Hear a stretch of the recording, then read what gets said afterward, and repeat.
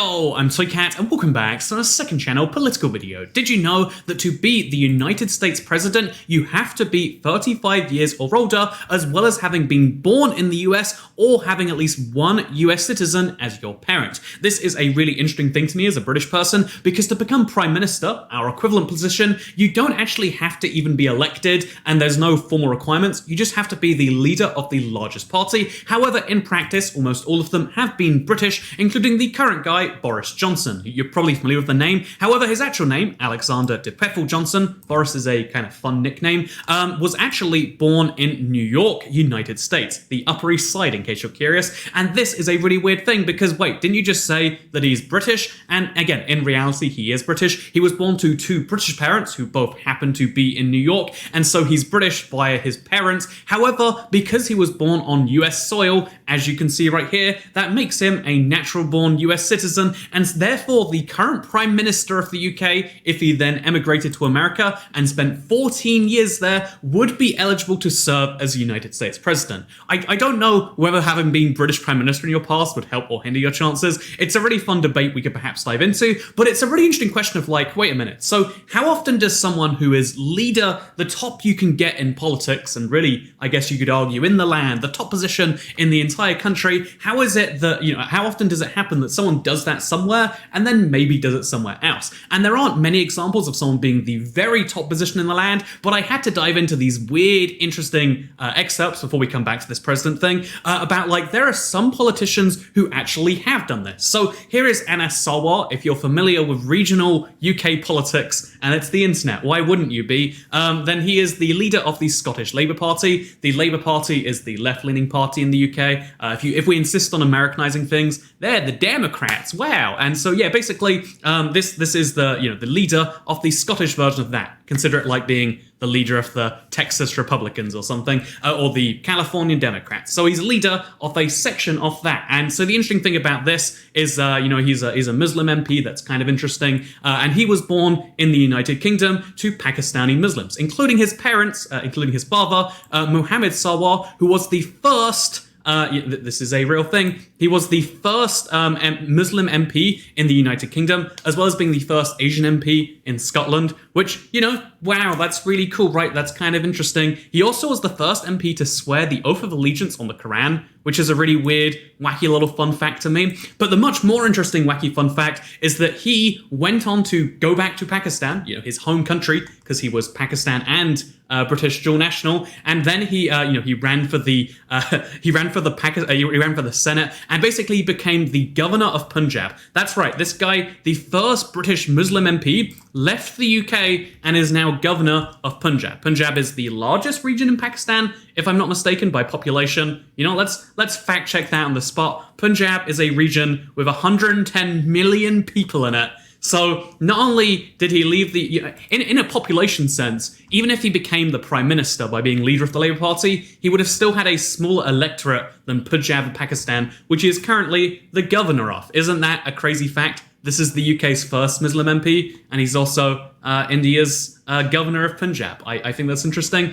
I have the reverse situation where like people kind of went down a caliber, because if we're talking about like people who are leaders in multiple countries, the obvious example of people like Gerry Adams. If you don't know, Northern Ireland is a part of the UK, and now I'm going to get shot in the comments. But no, he was a Irish Republican. He believed that Northern Ireland should be a part of Ireland, or he didn't believe it should be. He believed it was, just not legally. And so he ran for British Parliament, and he was an Abstentionist member. He believed that the British Parliament shouldn't be existing in the first place, but he was going to run for the seat just so no one else could. It's confusing when you get into abstentionism as a political ideology. Like, the idea of doing nothing to prove that you're doing something is a really interesting side note we're not going to dive into it now. So he was a member of the British Parliament and leader of the Northern Irish Party, but also he was president of Sinn Féin, the Irish party. And if I'm not mistaken, right now, he is he stopped being leader in 2018, but yeah, basically, he also lost his seat as a Irish MP in Louth, which is super close to Northern Ireland, as you can see. It's kind of interesting, but yeah, that's a kind of cheating example. Let's go through the opposite. Let's go through someone who was a politician, let's say a member of parliament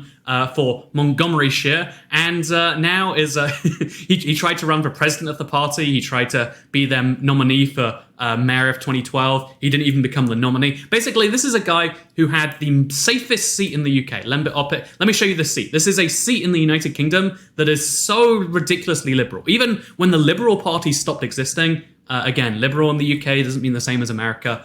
Liberal is vaguely maybe centre. I would argue much more centre-right or right-wing. But basically, he is a liberal, maybe libertarian is the equivalent. And even when the Liberal Party stopped being the second largest party in the UK, when they kind of fade into obscurity, this seat kept voting liberal anyway. As you can see, it's a liberal stronghold, except during the Liberal National years. But anyway, as you can see, so in 1997, if I'm not mistaken, he ran for this seat and he won it. And as you can see, it's a really safe margin. He's 20% above his competitors. Then he's 22% above his competitors. He got a 51% of the vote in 2005. As you can see, this Lembit Opik guy is a very good politician. But then during the election of 2010, which is when the Liberal Democrats, the party he's running for, had their absolute huge surge when they were being they were the dog's nuts, if you will. He lost his seat somehow. And something I would love to know more about. I've been looking into it, and it's just like, it turns out he lost a seat that was liberal for that long somehow. He must have messed up some way. And anyway, so Lembit Opik is actually an Estonian man. He was born, his parents are Estonian, but he was born in Northern Ireland, which means if you go by Jerry Adams' rules, then he shouldn't be allowed to run for British Parliament. But let's leave that to the side and be fun. And let's just say that he was he was an Estonian, and then he was a politician, and then he did very bad as a politician. In fact, if you look at this, there's something called the Lembit curse or something like that. He just wasn't a very good politician. However, much more interesting to me is the fact that recently he's been considering running in the Estonian elections. So he's going to have gone from being one of the safest seats in the UK, one of the few members of the third party here, to being a Estonian parliament member, or potentially even running as president. So, politician to multiple countries. The saddest example, even a bigger fall from grace than that, is Manuel Valls, who was, in fact, let's Wikipedia it again. Don't you love scrolling through Wikipedia articles with a man on the internet? Yes, you do. That's why you're here. So, as you can see, Manuel Valls was the Prime Minister of France from 2014 to 2016. Prime Minister in France doesn't mean the same as it does here. They have both a president and a prime minister. The president, I would argue, is the more powerful one, but they need to work together. Kind of like Russia, you could say. What a great system that is to emulate. So, as you can see, he was Prime Minister of France. He lost. He tried to run to be the next president, but he actually lost it. Basically, he supported Emmanuel Macron, even though he was a socialist, because he was from the right wing of the socialists, and he didn't like that the socialists were going too socialisty in France. And basically, afterwards, he became a candidate for mayor of Barcelona. He didn't get it, and instead, what he is a Barcelona city councillor. He went from being the French prime minister to being a city councillor for a city in Spain. And that is this guy right here, which, I mean, I guess there's a challenge in, how do you go up from there if you lose your party's backing? And I kind of understand that. But it's also kind of crazy that actually happened. Speaking of things that are crazy that actually happened, let's dive a little bit back into this thing, right? Because Boris Johnson, again, a UK Prime Minister, could just spend 14 years in America, then legitimately run for US government, unlike most British Prime Ministers. However, the much more interesting thing is how easy it is in reverse. Again, these three requirements basically don't exist in the UK, but you might be questioning, why do they have these requirements? I would argue the 35 or older one is kind of the opposite of what we need these days, right? I don't want a 21-year-old as president or leader of my country, but I also don't think that this tendency towards older and older presidents is interesting, because here's the thing, even though technically speaking, you must have been born in the US or have at least one US citizen parent, in reality, every single president, as you can see from this fun article, Wikipedia is just a treasure trove of knowledge. It just exists and we don't know about it. Every single president has been born inside of the United States so far. You can fact check that one if you want to. But what I think is so interesting, this hidden little map, is the map of every single president's birthplace. So as you can see, this is where the presidents were born. There is such a heavy East Coast bias, and admittedly that's most of America's history, but seriously, look how many East Coast presidents there are right here. Obviously there's the Virginia bunch early on. Virginia was the biggest state. It makes sense. Then New York was the biggest state for a while, so it also makes some sense. But like, why is it that they're all from over here? There are just 2 presidents not from the central or the east part of the United States. I guess you could argue Texas isn't central east. I'm going to argue it is.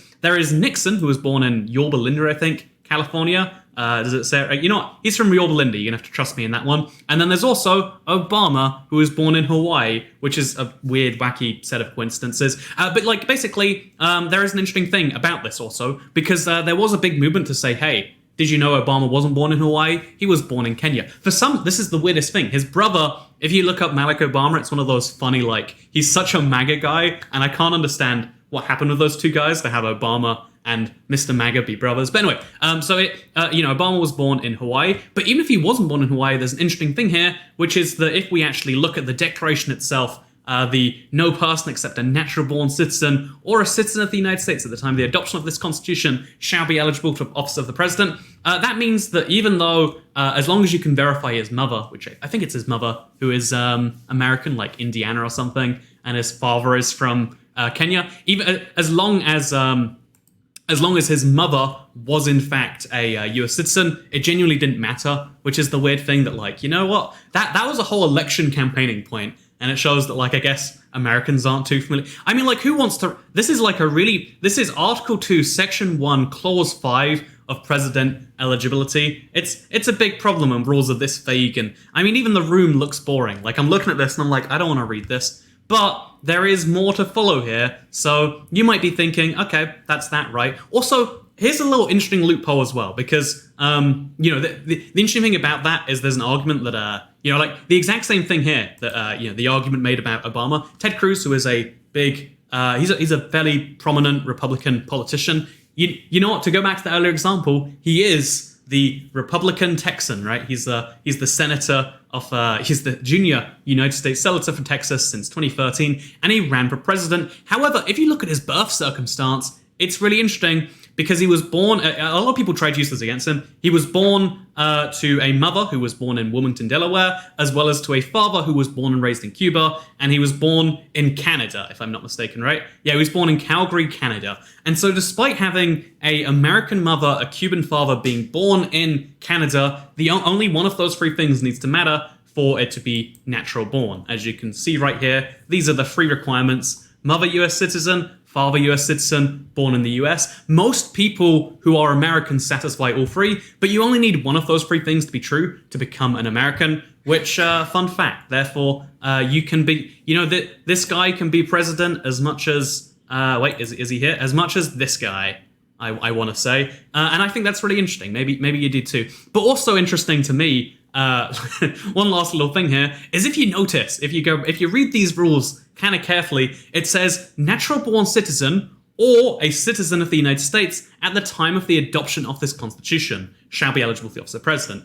And I've been really into Hamilton recently. I'm sorry. I know. This is how I learn history. I watch musicals about it. But I've been really into Hamilton. And so a lot of people, I read this somewhere. They're like, oh yeah, they actually did this as an opt-out clause for Hamilton because he wasn't born in the US. His parents... Actually, let's look into him. Despite being one of the founding fathers of America, if you look at him, he is so not eligible to be president, right? He spent his childhood in Charlestown, part of what is now St. Kitts and the Nevis, but was then the British West Indies. He was born out of wedlock to a half-British, half-French Huguenot descendant and a Scotsman. He was very much not American in any sense of the word, besides having lived there at the time of its founding, as you can see. But like, even though this is true that, like, oh, it's an opt-out for Mr. Hamilton, who really wanted to be president at some point, or his allies did, because again, he's a founding father. The interesting thing here to me is that actually this applies all of the first, like, 10 presidents or so. Technically speaking, I made the argument, I made the point before, sorry. If you look at this map, every president so far has been born on United States soil. However, that doesn't mean that they're natural-born US citizens. In fact, the first 7 or 8 presidents, George Washington, he was born in the United Kingdom as it existed at the time. Even he would not refute that before the American Revolution, it was the UK.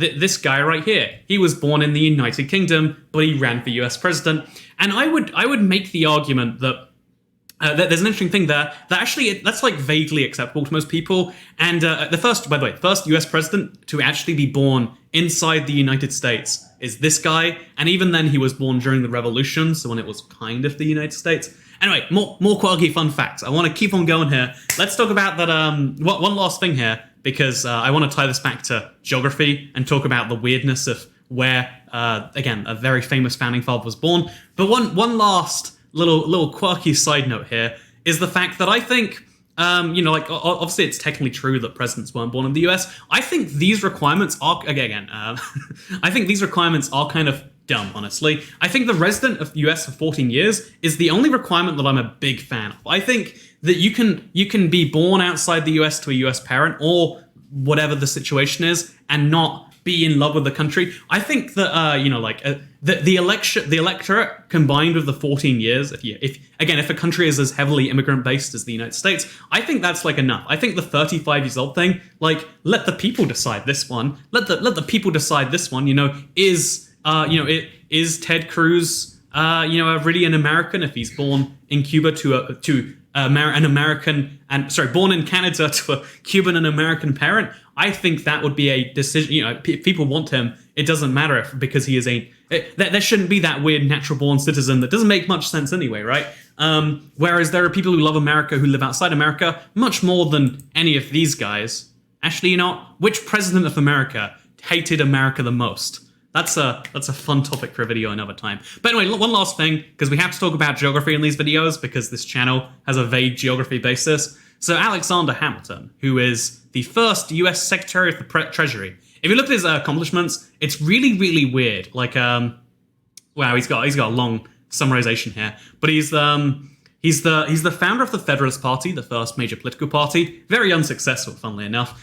He's an influential interpreter and promoter of the U.S. Constitution. But he also founded the United States Coast Guard and the New York Post, which is just some weird little side notes there about like what a weird guy, right? But he was born, as it said somewhere down here, he was born in Charlestown, the capital of the island Nevis, which later became St. Kitts and the Nevis. So if we go to Google Maps, then we'll see. Look at this. Best kebab, and it's open, but it's clearly not open. Why put a sign outside your door that says open all the time? I guess it's one of those things where, like, if you're not open and you're lying to people, so what? But if you are open, you want people to believe you're open, so just put an always out open sign. But I'm going to have trust issues if another place, because this is another best kebab yet, if another best kebab claims to be the best. This one has 67 reviews, I don't know if I buy that. Anyway, so this is Charlestown in St. Kitts and the Nevis. There is no best kebab in all of Charlestown. Wait, I can't make a claim like that without backing it up.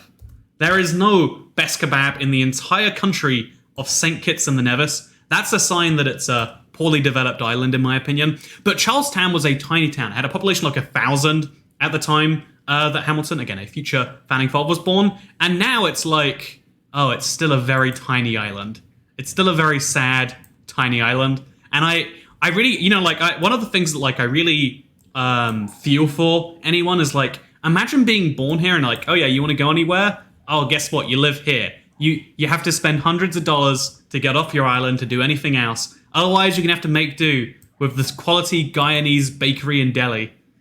See, by the way, proving my point, there is always a Chinese food place in every part of the world. Excellent fast food Chinese restaurant. Don't get pulled off by what you see. Let your taste buds to ultimately judge. Amazingly succulent food will please you far more than in fancier Chinese restaurants. Don't miss their garlic conch. See, right? I mean, like, sure, you got a nice Chinese restaurant and you got Jenny's Bar and Snackette, but I just feel like being born in, like, tiny towns with no option to go to large places, like, personally, that's, like, one of my weird feelings. But yeah, what do you think? Would you rather be born on a tiny island or in a big country? Which would you prefer? Let me know in the comments down below. Also, let me know, do you think, would you be less likely to vote for a leader? Let's ignore Boris Johnson, he's a current political leader. You're gonna have a lot of political feelings, sure, that's fine. How about we go to, like, Lincoln? No, he's political. Let's go to Herbert Hoover. You probably forgotten anything he's done besides the dam. If he ran for prime minister in your country, or if you're American and you wanna be included in this one, how would you feel if Jerry Adam, a little bit how would you feel if Lembit Opik, he's not a very successful politician, but he tries hard and he believes in himself. Also, he's dating, he dated a attractive weather presenter and then one of the cheeky girls. So he's got a successful dating life, and maybe these days that's enough for you. Would you elect this man as president, or would his former being a British politician and being an Estonian politician make you trust him less? Let me know in the comments down below. And as always, second channel, don't care about anything besides best kebab. How can there be so many places with the same name? Get this right. You might think this is the, they might be claiming this is the best kebab in London because, it's called Best Kebab and it's in it's area of Hackney, if I'm not mistaken. However, look right here and you'll see there's a second Best Kebab in the same area of London. This one looks entirely different, but it still makes the same claim. Wait, ooh, this is an interesting area. Look at that quaint little railway bridge. Anyway, as you can see right here, where are you, Best Kebab? Is that Best Kebab? I think that's... I want to get back on the road and see Best Kebab. Okay, so if we... Ooh, that was messy.